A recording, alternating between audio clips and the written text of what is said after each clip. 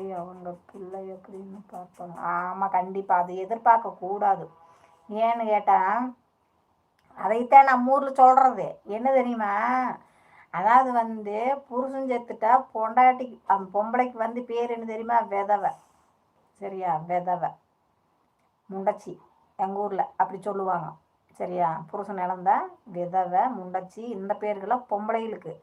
ஆனால் அதே பொண்டாட்டியாக இருந்து பொண்டாட்டி செத்து போய் புருஷன் இருந்தாக்கா புருஷன் புது மாப்பிளை. எப்படியே புருஷன் புது மாப்பிளை. ஏன்னா 16 நாள் காரியம் முடிக்கிறதுக்குள்ள அவனுக்கு அடுத்த கல்யாணம் பண்ணி வச்சுட்டு போயிடுவாங்க அவங்க சொந்த பந்தமெல்லாம் சேர்ந்து.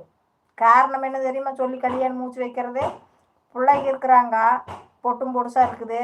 ஏன்னா அவளுக்கு சோறாக்கி போடணும், நீ பொழுதுக்கு நீ சோறாக்கி போடுவியா, வேலை வெட்டிக்கு போக வேண்டாமா, நீ பாடுபடுறவ, நீ என்ன பண்ணுவ ஆம்பளை, அதனால ஒரு பொம்பளை இருந்தால் சோத்தாக்கி வச்சுட்டு இருப்பா அப்படின்னு சொல்லி அதை இதையும் மண்டை கிளவி கல்யாணத்தை மூச்சு வச்சு போட்டு போயிடுவாங்க.